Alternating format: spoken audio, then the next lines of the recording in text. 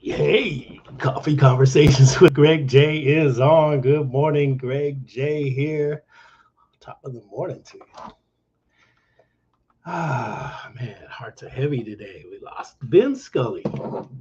It's time for Dodger baseball. Man, got so many memories. I was running around here looking for my hat, my Dodger hat. Couldn't find it, but that's okay because I have to deal with my gray naps today, but we are honoring baseball today, talking about Black athletic excellence. And we really are sharing with the city of Los Angeles, the region, as we contemplate the passing of Vin Scully, legendary Dodger broadcaster, 94 years old, man. He was broadcasting the Dodgers when they were still in Brooklyn back in the day, historic. The voice of Vin Scully is indelible in Los Angeles baseball history. I know for me, my father was he bled Dodger blue, right? And we used to have to work in the yard on Saturday afternoons when he was home. My father was in the Navy. So always frequently out on those ships, Seagull and Sailor. But when he was home, we had to work in the backyard and always listen to Vin Scully and the Dodger games. And I remain a Dodger fan to this day, because of listening to Vin Scully and the Los Angeles Dodgers on the radio. And man, rest in peace, rest in peace, rest in peace. We're talking baseball today. First of all, the African American Cultural Center up there in Long Beach, California, where we originate. Yes, Coffee Conversations with Greg J originates out of Long Beach, California, but we are a global platform. We touch on culturally relevant topics from everywhere, from Africa to Long Beach. That's what we're all about. But now we're shining the spotlight on the African American Cultural Center of Long Beach. And our good friends, they've been on the show a couple of times with the Forgotten Images. I think she's in there. Let me see if I can get over and bring Sharon McLucas in here. Let's see if I can see this real quick. Don't know. Can I see her? Am I getting her? There I am. Yes. Good morning. Good morning. Thank you for having us this morning. I'm so excited. Yes. So you got that Blacks in Athletics exhibit going on. Tell us a little bit about before we bring our next guest in. Well, I met the niece of the deceased, very important individual, at a prior exhibit. And we just struck up a conversation, and she was telling me about her family history. And I said, oh, wow, I need to talk to you further because the month of August, we are going to be doing athletics. It fit in. This gentleman was a forgotten image. At least he was forgotten to me. I didn't know about it. I thought everyone should know about it because he played a very significant role in the baseball arena. And so I had to call you and share with you, and here we are. Yeah, here we are. Well, it's interesting. First of all, let's just remind the people. So Sharon has Forgotten Images, right? And so I got to tell you, I've been all around the world. It is one of the most profound exhibits of Black American history. I'm talking slave chains and literature, military uniforms, all kinds of stuff that are relevant to our history in America, and it's pretty profound. I think it's more extensive than many of the museums you may visit. It's just a a profound, private collection.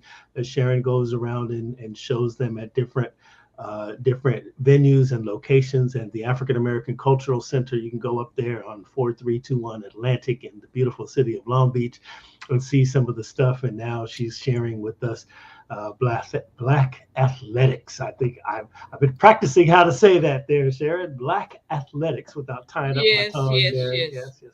So the story we're going to tell today is the first black umpire in the National League. Is that right? Correct. Okay, so it's interesting, as a baseball fan.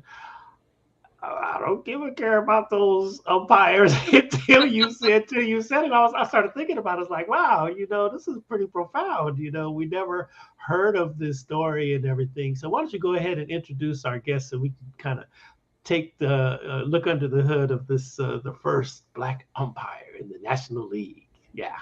Well, I wasn't prepared for this. So, Mr. Johnson, I'm Look, we're all sitting around, we're having our cup of coffee, and we're having a conversation. So go for yes. So, we are going to be talking about Art Williams. it. You must come out and be a part of this. His book is so, so good, written by his brother. It moved me to tears. And not only could I identify with the story because our families are from the same, almost same generational, geographic area. It's a beautiful story. All I right. turn you over to our commentator. All right. Who's that? Dr. Williams. Good morning. Good morning, Greg. How are you this morning? Doing all right. Yeah. Thank the Lord. Amen. Amen.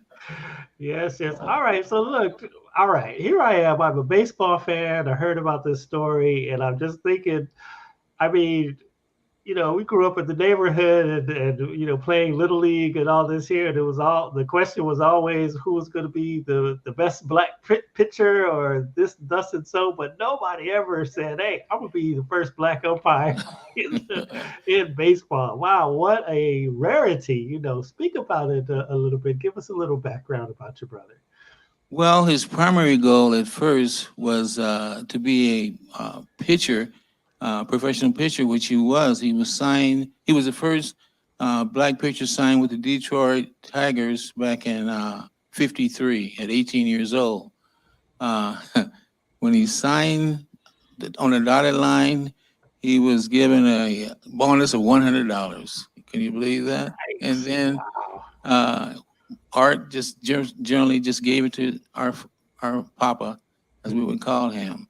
Uh, he um, he played professional baseball in Bakersfield.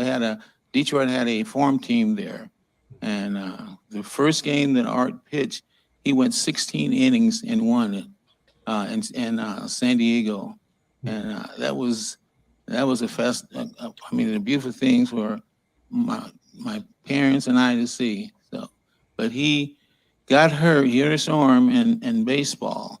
So another door opened up for him, and that was umpiring. And he did his job in umpiring. He started umpiring in JBA, which is the Junior Baseball Association here in Bakersfield, and he saw a black umpiring a high school game. So Art met him and was concerned about how he could be there, and he told Art how to get to be a high school umpire. Uh, and Art joined and became the most sought out umpire around the whole area. And then he met a major league umpire. His name was what was his name? I can't remember. Bob Ingo, yeah. And Bob convinced Art to try out. To go to professional umpire school in St. Petersburg, Florida. And he did, and he was one of 30 umpires that would receive the opportunity to umpire at a minor league in the minor leagues. and there were about 100 plus umpire at the schools. So he started umpiring in the Texas League, and gradually he moved up. He worked hard. He really prepared himself. He faced racism. He faced so many other things that that was unbelievable. Matter of fact, my wife and I met him in Utah his first year, and he was surprised to see us. Our youngest daughter was 1 year old, Maria, and we went to the game that night, and it was unbelievable what they were calling him. After he had called a close play at second base, well, they started calling him gorillas. Uh, even call him honky.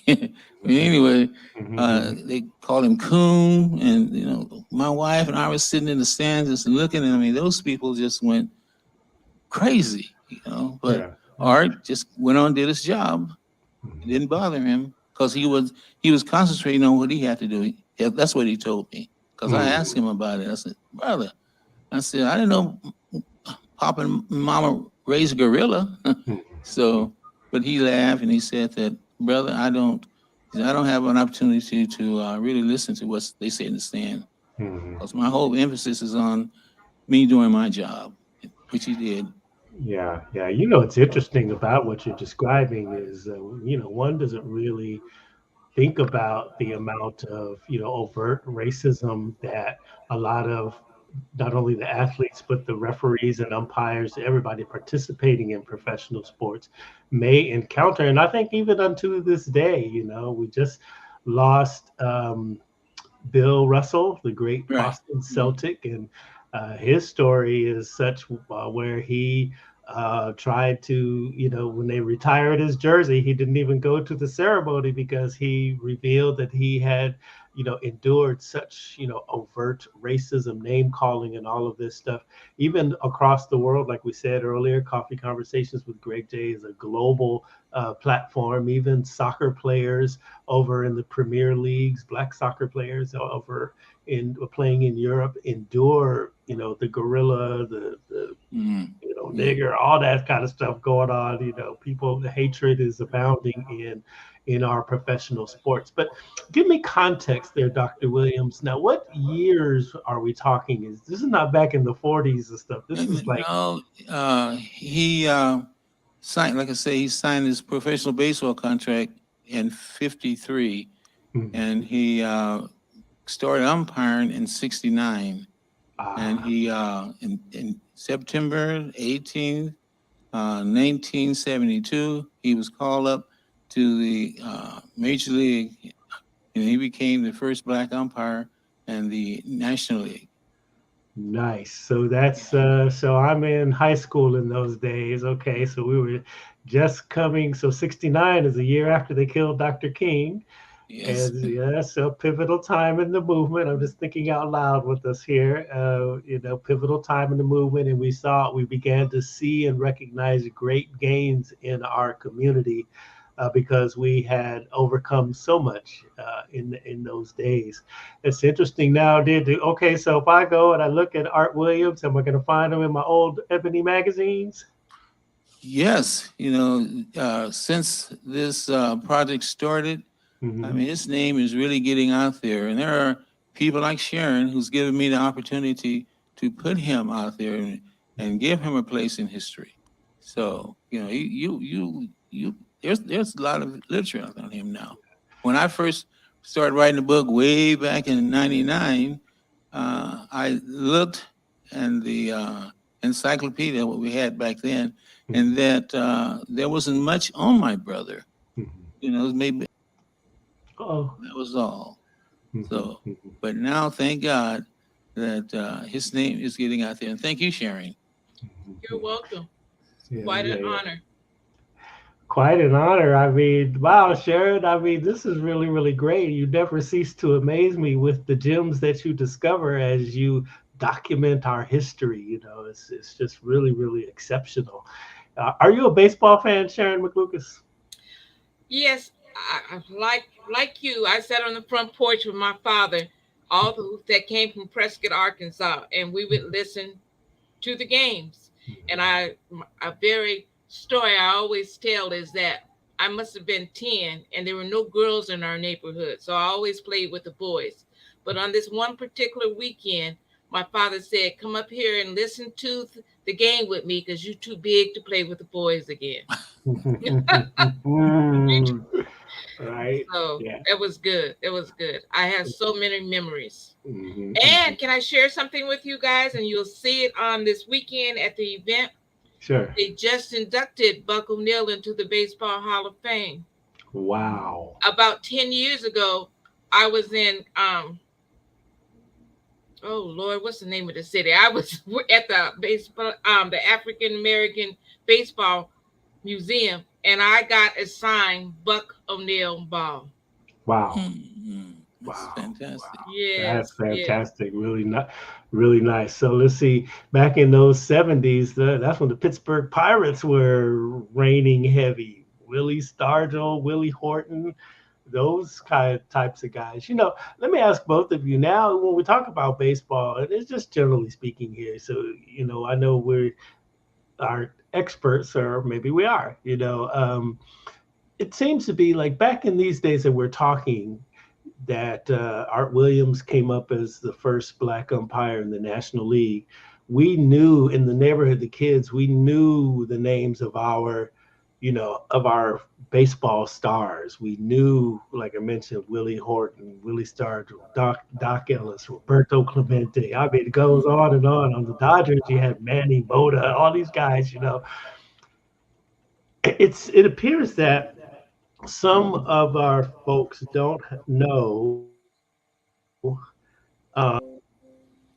some of our today we don't have a lot of recognition in the black community of players now because it has a very international influence. You have a lot of players coming from the Dominican Republic, Cuba, and other parts of the Caribbean, Mexico, all of that. How do we revive? Well, where did the fun of baseball go in the black community, and how do we revive baseball back in our communities? Well, number one, I think that you don't have a lot of black kids going out for baseball. Mhm. When I was the varsity baseball coach at a local high school, I tried hard to get some black players on my team, but that was during track season, and they wanted to participate in track because it was more exciting. They don't realize that in baseball there are a lot of things going on that you don't see. Signs are being uh, taken and given. Base the tell when to steal bases or when to bunt. This all is done with signs, and a lot of people don't understand that. So. Mhm. I mean, because it's very, very involved. I remember when my younger brother played Little League, and my mom was the scorekeeper.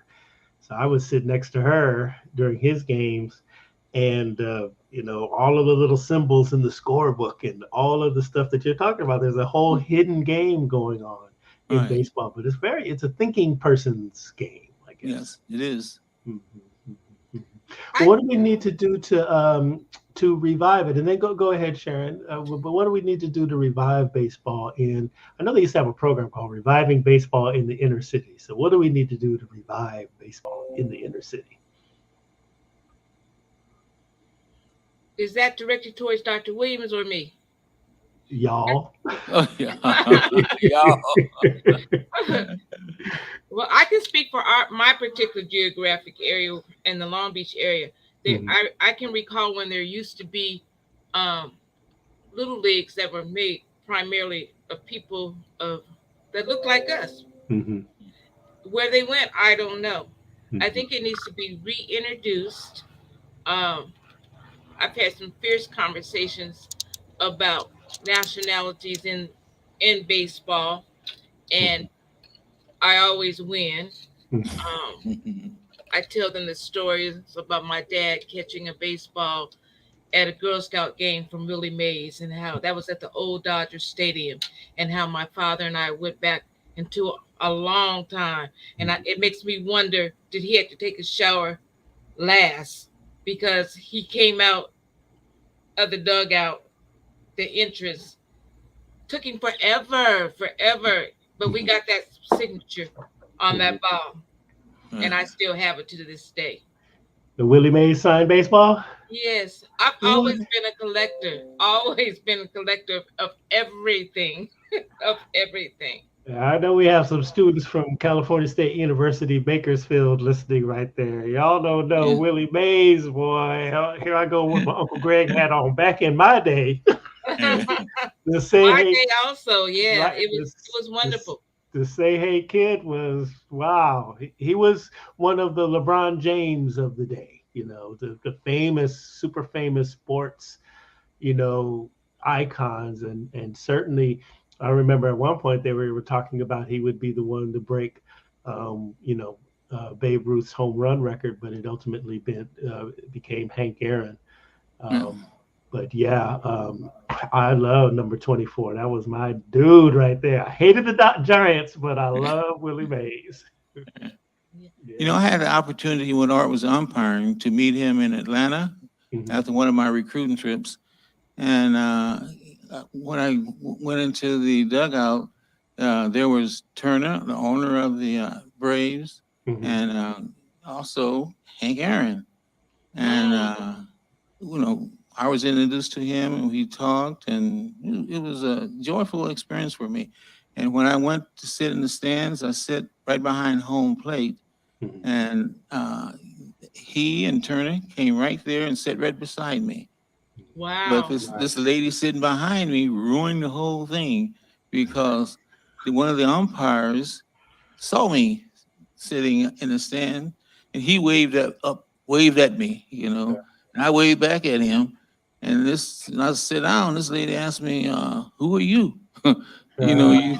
I said, "I'm just a friend of the umpires down there." She looked at me. "Are you Art Williams' brother?" I said, "Yes, I am." And she started talking to me. Then I had an opportunity to look back. Hank had sneaked out. Turner had sneaked out. You know. Oh So wow. when she slowed down, I snuck out. So, Oh, wow, wow, wow. What's the most exciting game, Dr. Williams, that you have seen? I mean, I'm visualizing sitting behind home plate. Well, that's high cotton right there.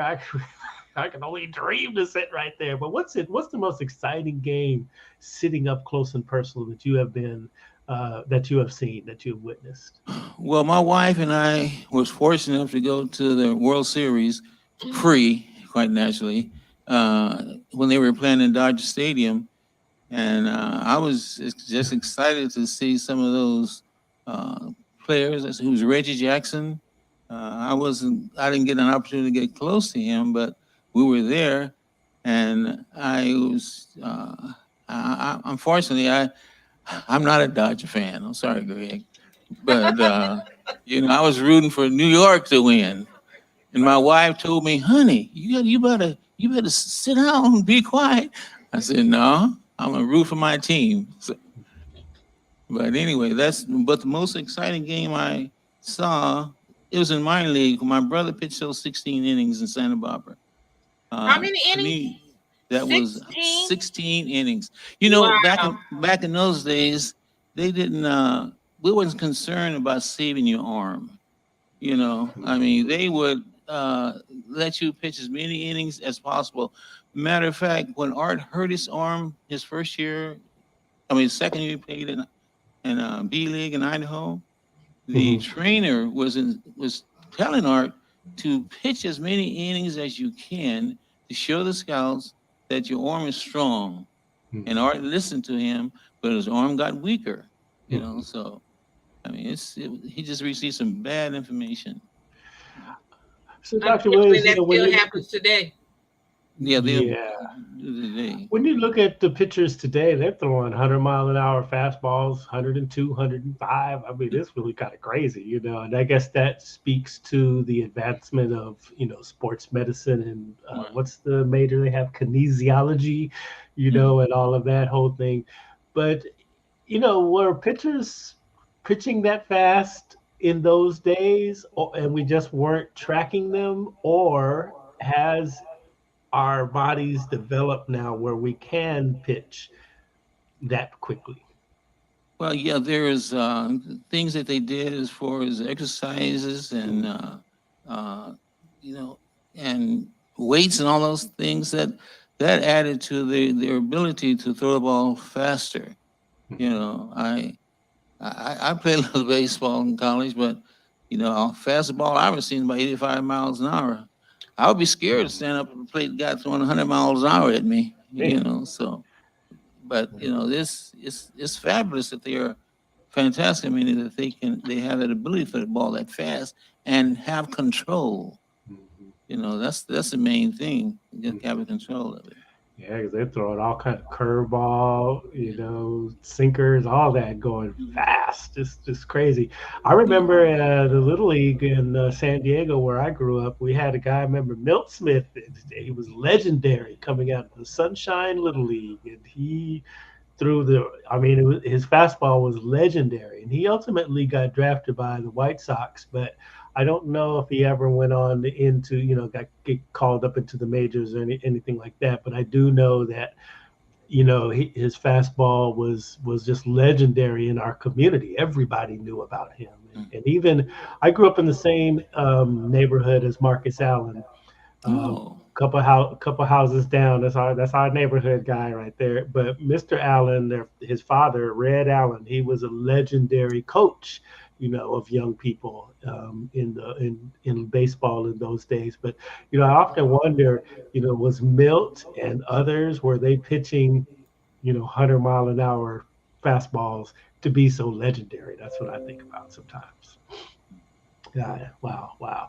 So good stuff, good stuff. All right, so now we did invite. I was just saying we did invite Miss Courtney Moore from the Los Angeles Dodgers to come through. Got our hands full a little bit. Vince Scully passing away. Then last week they had I guess the security of the Dodgers got a little overzealous and people are suing and all this. And for just prior to that, they had the All-Star game, out there at Dodger Stadium. And I was really happy to see them celebrate baseball with this year with the All-Star game. They had the red carpet down there at LA Live, and it was good to see my favorite Dodgers all dressed up and glammed up and walking the red carpet and everything. But yet and still, I don't know. I guess right now my favorite Dodger is Mookie Betts. Who would be your favorite baseball player, Dr. Williams, in these days and time? Let's see. That's a hard question because there are a lot of good baseball players out there, but I think I would go with uh, he's old with Sandy Koufax. Ah, Oh, You great. know, That's a good one. yeah, because he still has that major league ability. And he's doing well for his age. that's right. That's right. Now, what are your memories of Vin Scully? What do you think? Now My we're all memory of talking about it. Yeah, my memory of Vince Scully is that my wife and Art and I used to be on the elevator just talking to him. I mean, he was a Mm. fantastic person. I mean, it's just, and I took some friends of mine who was administrators, and I took them to the umpire's room, and they got on the elevator with Vince Scully and some other major league ball players and stuff, and they were like little kids in a candy store. Asked them, going up to him, Vince Scully too, said, "Can I have your autograph?" And I know that they get approached by people all the time, but Vince Scully was a gentleman. He just gave him his autograph, and they were just smiling. They were happy. And uh, another person that was fantastic on the Dodgers that I knew and talked to several times, Maury Wills. Maury matter of, Will. yeah, Yeah. matter of fact, at Art's first game, Maury Wills was in the locker room, and uh, Emmett Emmett what's Emmett?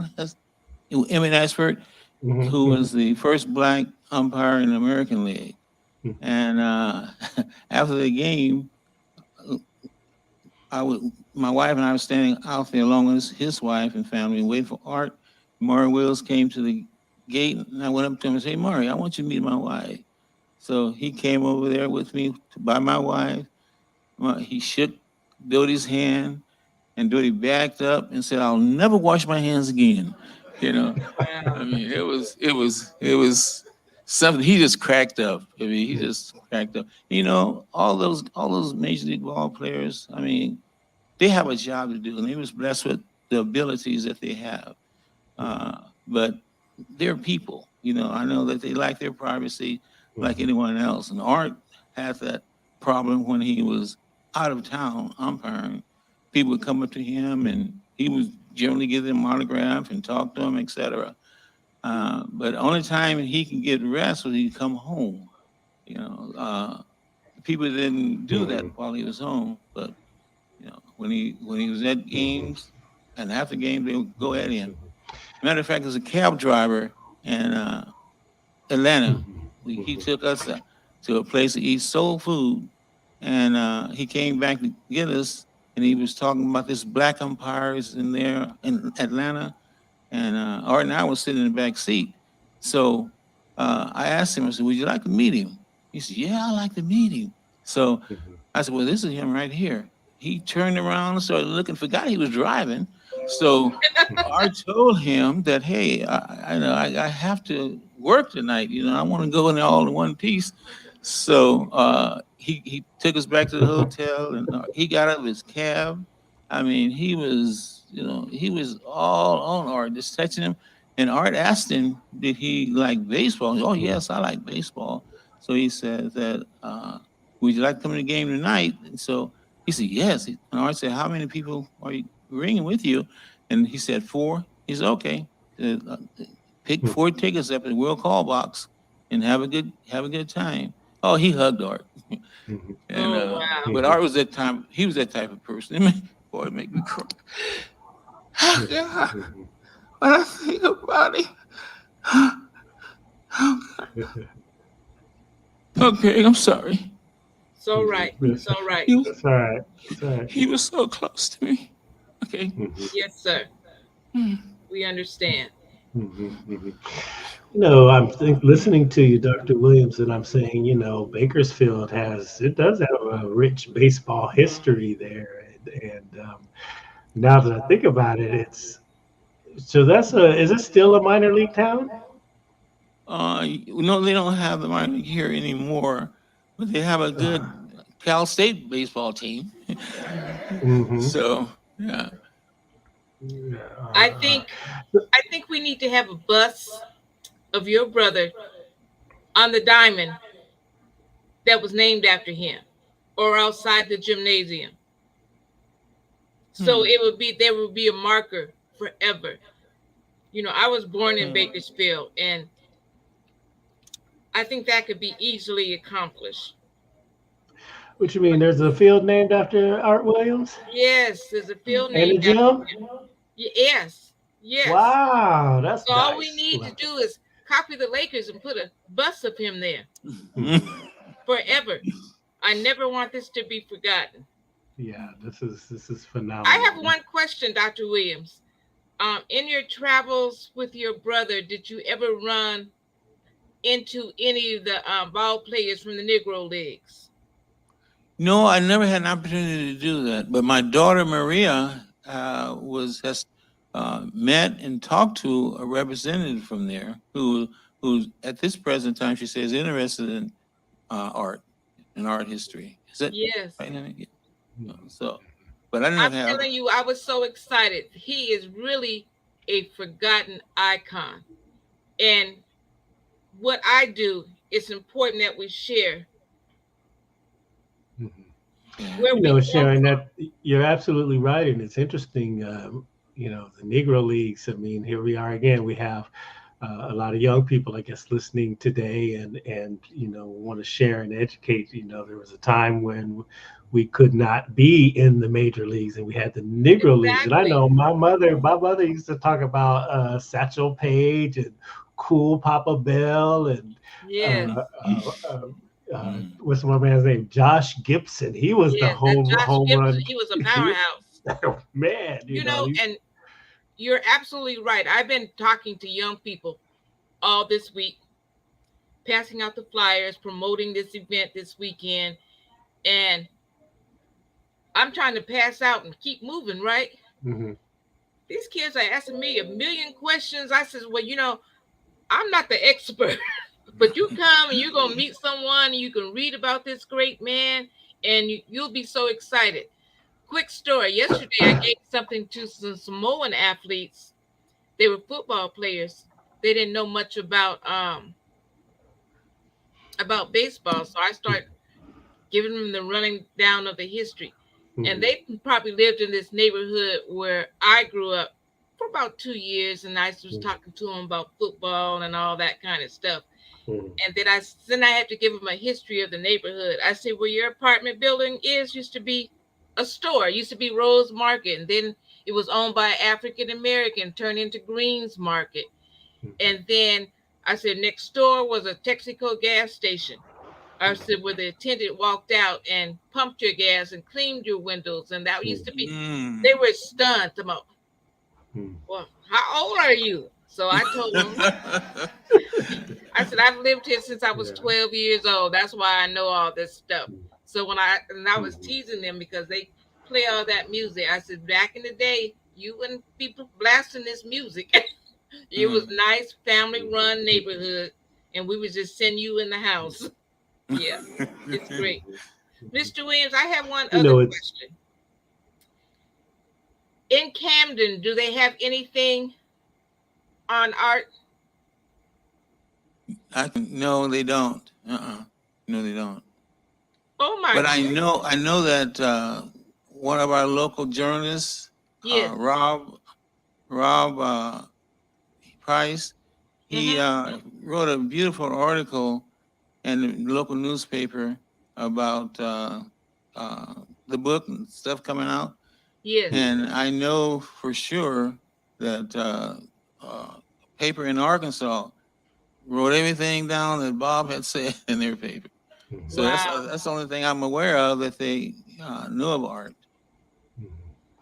It's interesting. I'm listening and I say, Sharon, it's so important that we tell our stories, and nowadays we're hearing that phrase, we got to tell our stories, but it is exceedingly important because up until this time, our stories have just been verbal, or there's easily forgotten, like you say, forgotten images, right? And we have to be the stewards of our legacy coming from Mother Africa into America, and all of the things that we have accomplished and done here. And I'm just reflecting. I'm really appreciative of this conversation this morning because I'm just reflective. Of I'm listening. Okay, so the first Black umpire in the National League. Wow, these are those days that we were even wondering, will there ever be a Black quarterback?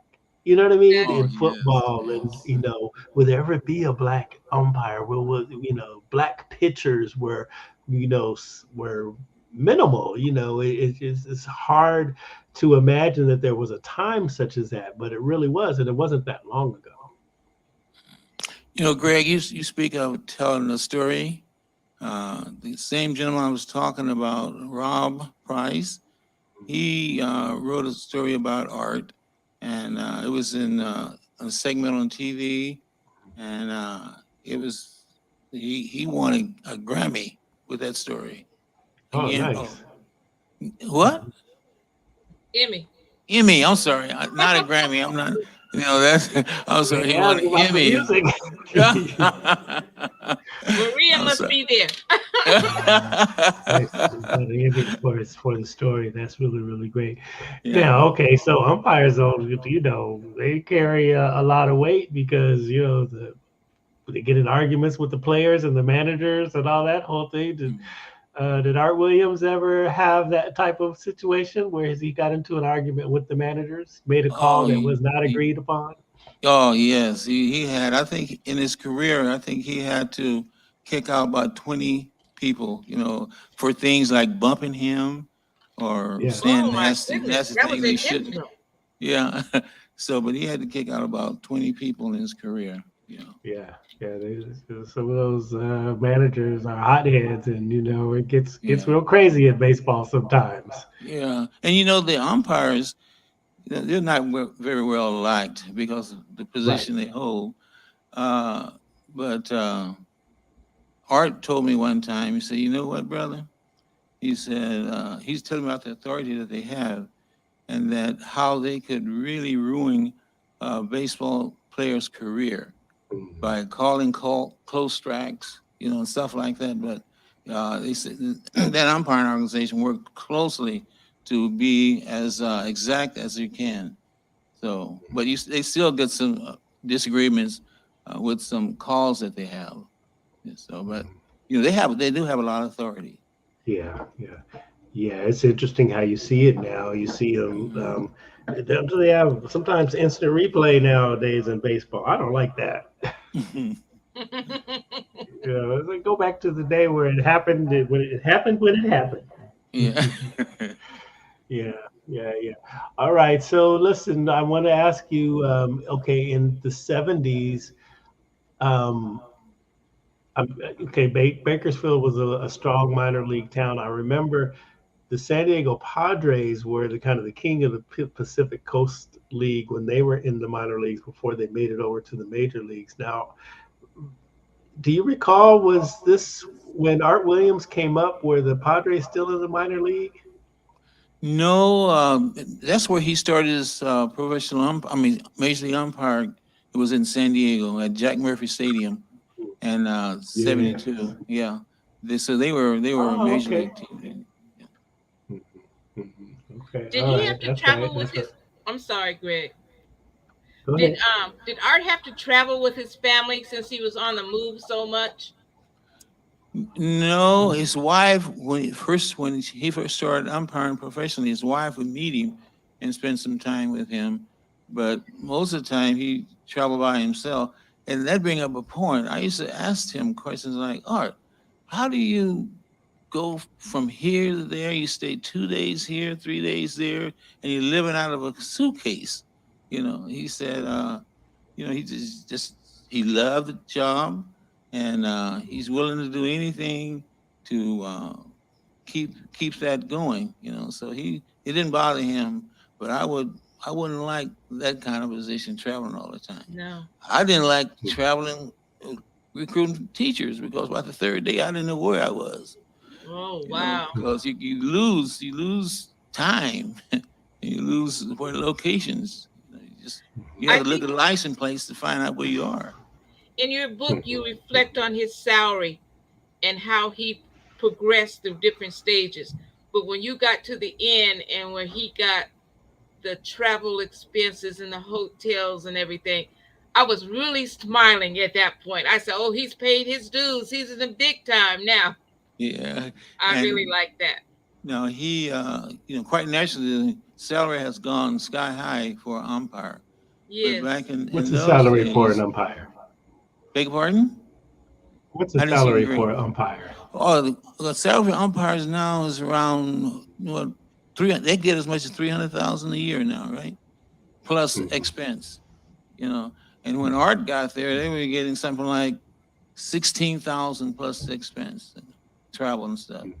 So It it, was it really nothing. has increased. Yeah, you know.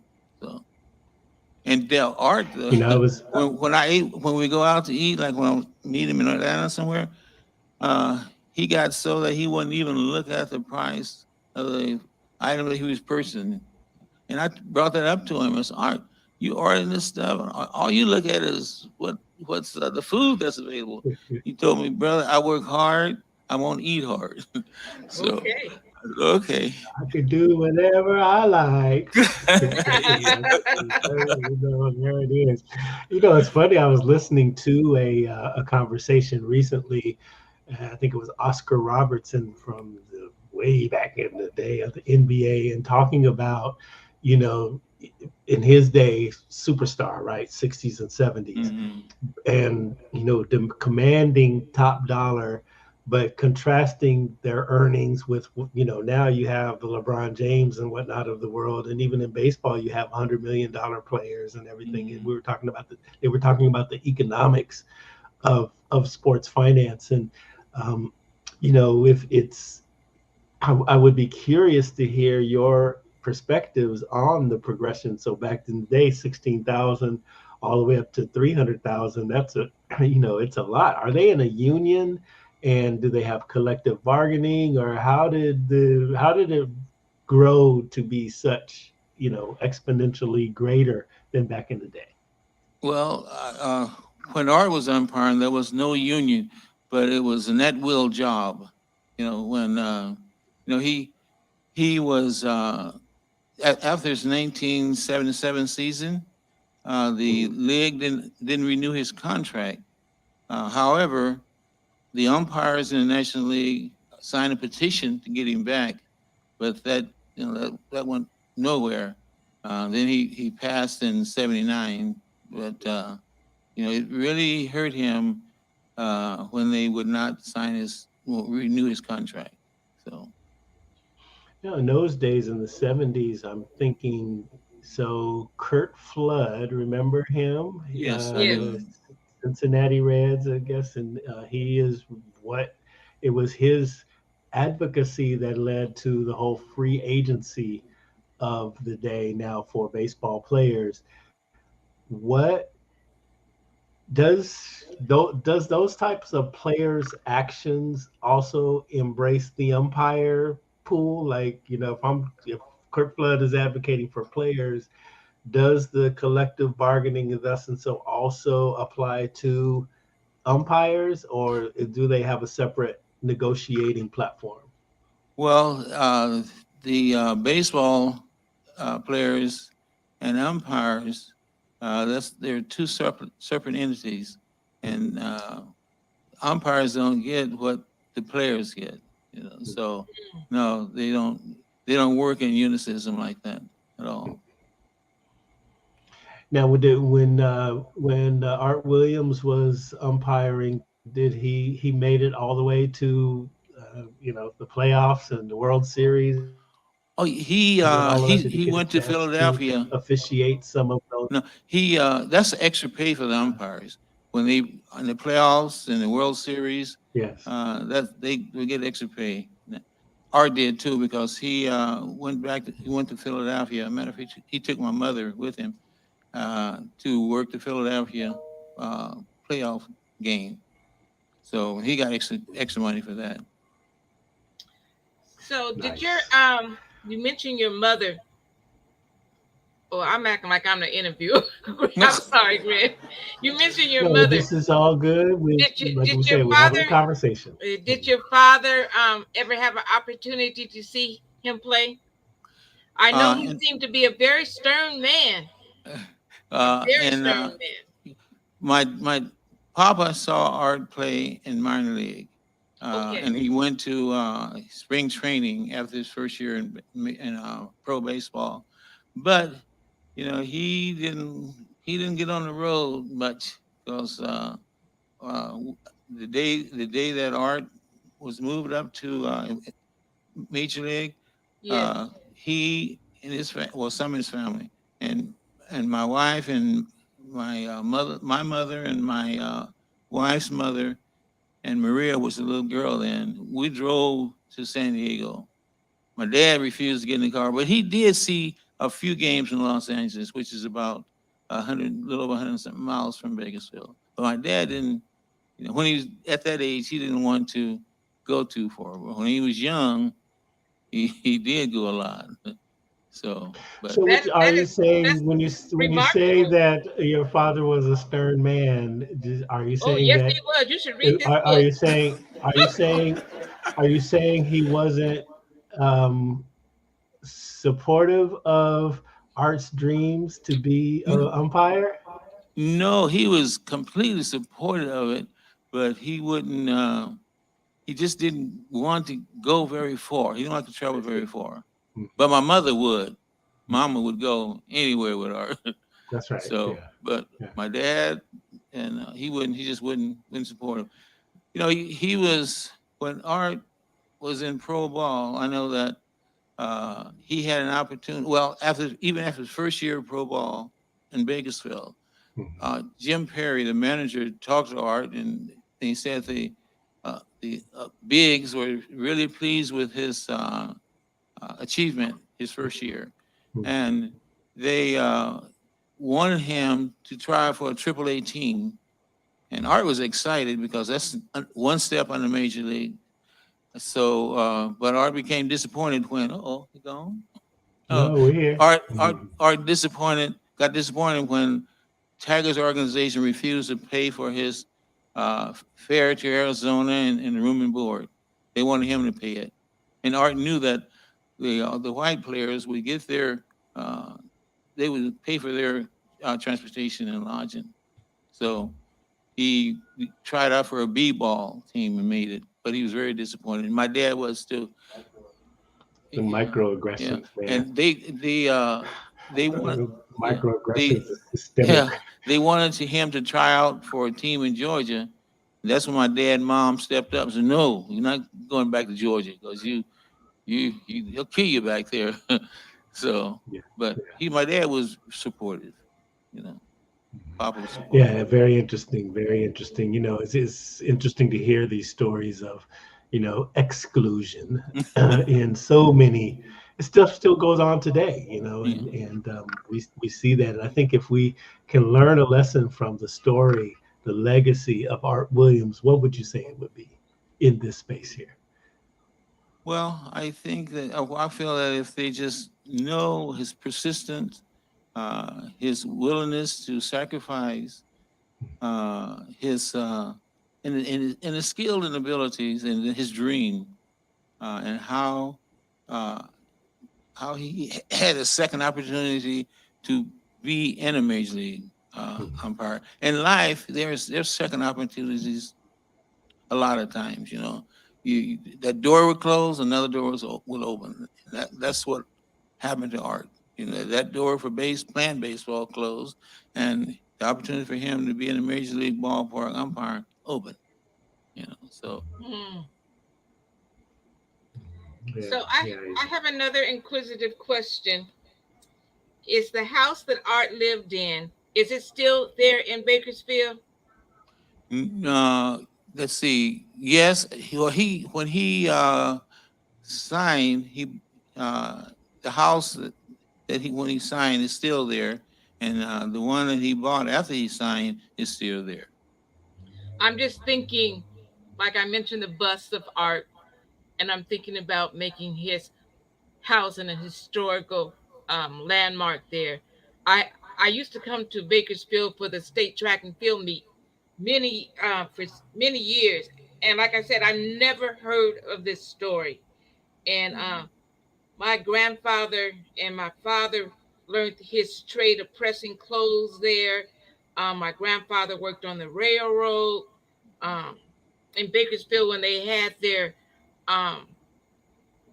first big earthquake in 51. I was there.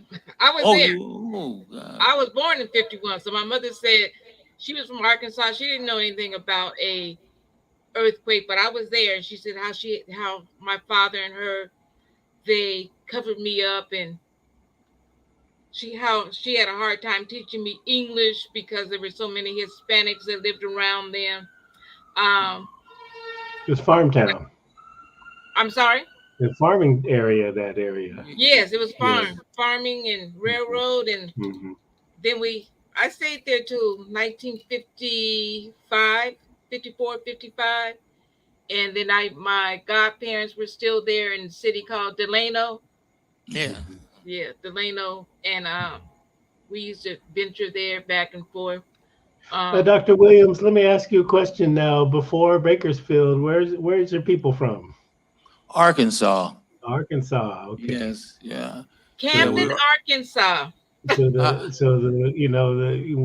study the movements of Black people often on this program, and even in some of the work that we do here at the Dream Creator Studio. And you see how we've, they say the Great Migration happened, where African Americans, came out of the South, went north, and this is how,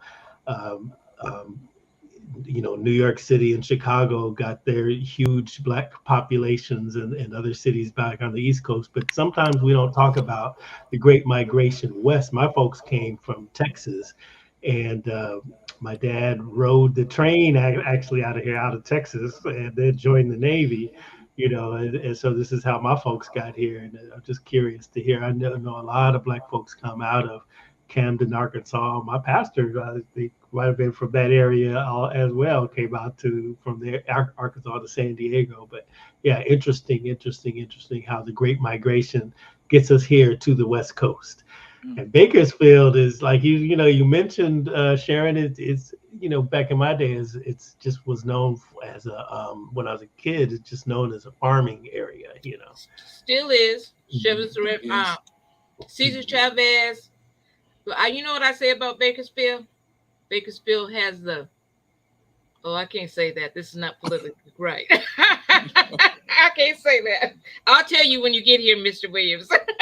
All Okay. right. Sharon, tell us a little. Tell us what we need to see, what we need to know to see the exhibit this weekend. The exhibit is free. Our program director, Jackie Qualls, she sends her regards. She's worked very hard on promoting this. Friday night is First Fridays in Bixby Knolls, and there's going to be an array of vendors and stuff. I hope Mr. Dr. Williams is happy about the display. It looks good. Lots and lots of history. We even put a little cotton up, Mr. Dr. Williams, so you feel like you in Arkansas. And then and this is from your daughter, because in the book it says how your father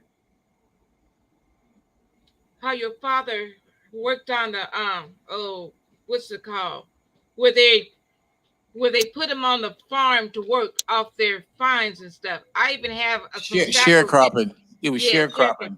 I even have some of those things that's gonna trigger your memory. Okay, well, thank you. All right, so that's 4321 Atlantic Avenue in the beautiful city of Long Beach. First Fridays. You'll be open all weekend, though, yeah? Yes, we'll be open on Saturday too for the people that can't come out on Friday to come out on Saturday. We're having a panel discussion. On that panel discussion will be Dr. Ron Alice. He's a world-renowned track and field Olympic coach, coached many Olympians. He will be there along with others. Nice. Excited about that. And what's the name of the book there, Dr. Williams? It's unbelievable.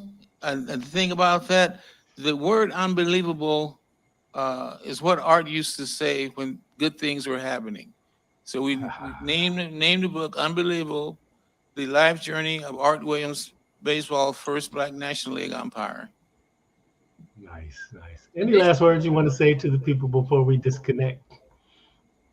Well, I like to say I'm thanking Sharon and some other people for making it possible for me to get my brother's name out there and etch his name into history like it should be. It took me a long time to get to this point, but last words. But the support of my family and Ed Bartell, a filmmaker from Georgia, he's here today too. They encouraged me to finish it up, and I did. So that's right. And I'm so surprised and pleased at how it's been accepted, And nice. I'm sorry about your tears, Sharon, but it was good. I said, I could relate to it. It was a wonderful story.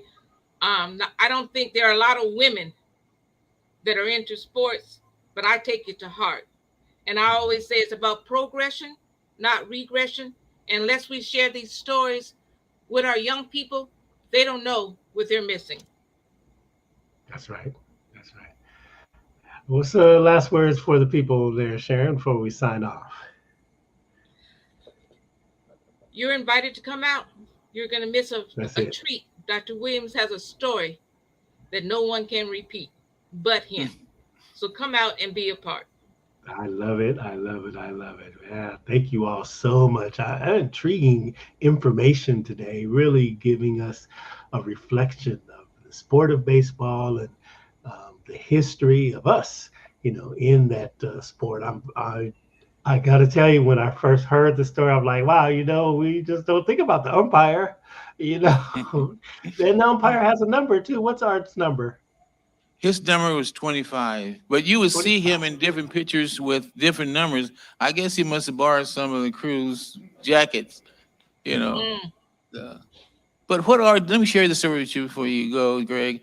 What Mhm, Art did the first night that he umpired behind the plate, which was the second night of his career in San Diego, mhm. he made a promise to himself that he's going to wear the same long johns every time he's behind the plate, but they were clean. So, but he did that for all. So Yeah. 7 years, 5 years he was in umpiring. He wore the same uh, underwear, same underwear when he's behind the plate. Mhm. Wow. Wow, wow, wow, And I want to wow. thank Unbelievable. you for having me, Greg.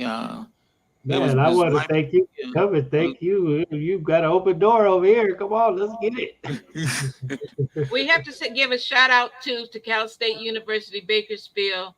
Um, Thank you for opening the opportunity for Dr. Williams to come on, so more people will be aware of who he is and who his brother was. Thank you. So, are there a lot of students where you are right now? There's a number of people here listening to your program, Okay. and All I right. got a Shout sense out that to they're the enjoying it. They Cal like you, State. Greg. Hey, that's what's up. Okay. Hey, look at that wide shot Oh, right there. That's what wow. I'm talking about. What? Cal State University Bakersfield. Unbelievable. Okay, come on now. Yeah, love it, love it, love it. There we go. That's what we do it on Coffee Conversations with Greg J. You all can get this on our Facebook page, Coffee Conversations with Greg J. Go over there to Song Coffee Company Facebook page, beachcityradio.com, beachcityradio.com.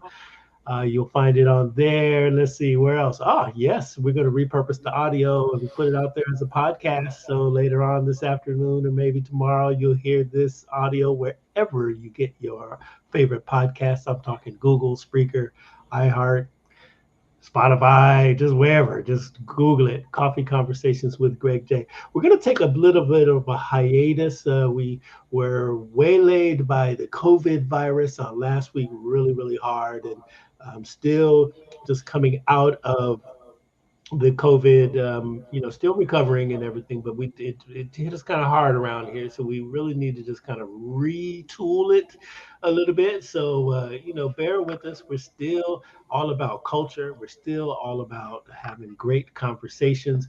We're planning a trip to Ghana, so if you guys want to go to Africa with us on a cultural trip in 2023. We'll be posting some information about that really, really soon so that you can be a part of our experience. We're going to take you to the slave dungeons. We're going to take you all over, not only to the cultural history of our people from West Africa, but we're going to take you to the modern, what we say, the Afropolitan. Man, I probably need to speak to you all over there at Cal State University Bakersfield and see if we could come up with a student group and intersect with the University of Accra over there. We can get all of that done. All right, y'all. Love Thank one you. another. Thank you so much, Sharon McLucas. Thank you so much, Dr. Williams. Thank you so much, California State University, Bakersfield. And thank you, all of you who are listening here. Just remember, love one another. Love one another. Love one another. Peace and blessings.